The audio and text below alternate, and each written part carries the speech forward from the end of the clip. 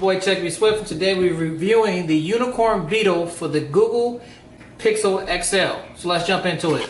So what you see right here is this is the standard model, just the Unicorn Beetle. They normally have the Unicorn Beetle and the Unicorn Beetle Pro. As you see on the box, it's just a standard black box, nothing fancy to it. So let's open it up. Box to the side. Inside the little plastic bag, you get the normal sticker from Supcase. Let them know if you're happy or if you're mad. It's blank there, and then they have the contact information inside right there. And then here you have the case itself. Now this case is a little bit different than the standard models for the previous phones, but we'll talk about that in a second.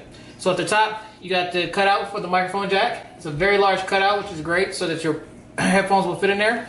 On the side, you have your power button and your volume rockers up and down. Make sure you guys can see that. There we go.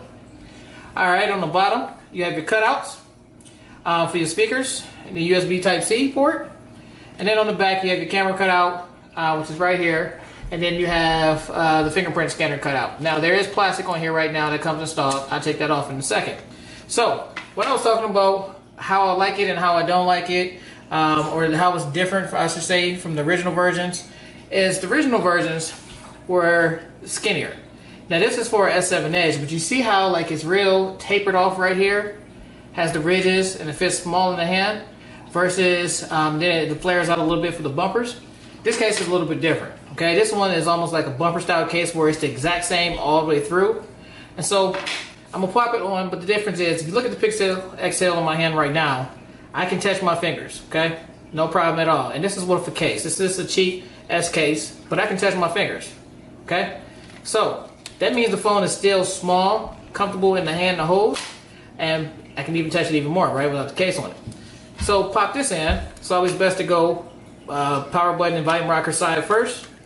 Squeeze those in. Boom. Take this little plastic off the back.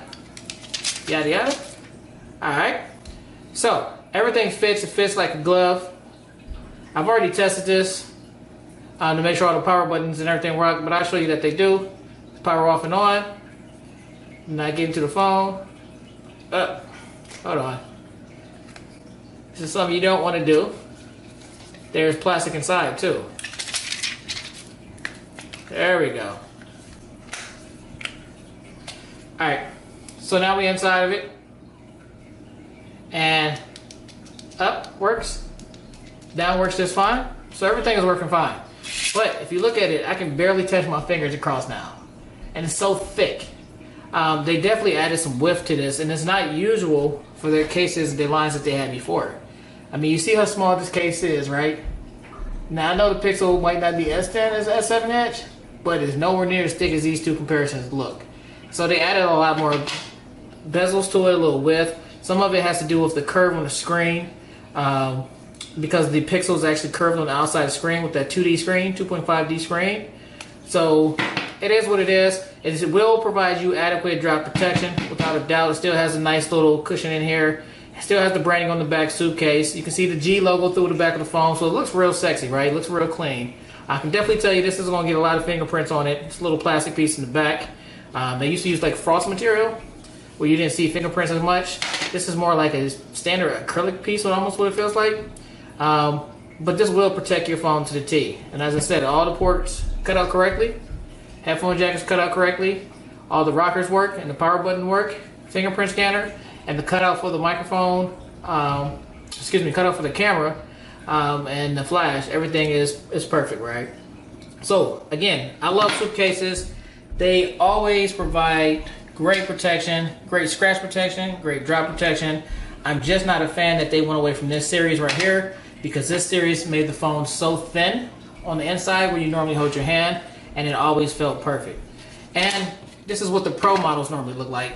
Now they are coming out with a Pro model for the Pixel, and that will be out I think on the 15th. I will have that case as well. And if this is the Pro for my Nexus 7, I said Nexus 7, Note 7, and this is actually thinner than the Pixel is. So if they maintain this form factor with the Google Pixel, this is the case I will be rocking for the Google Pixel, if it's just as thin as this one. Alright? So it's your boy Supcase Swift. If you have any questions, please let me know. I've been in hiatus for a while, but I'm back, and I look forward to the next review. I'm also getting ready to review a glass screen protector that I bought for the Pixel. So if you have any questions about that, check out the other video. Peace.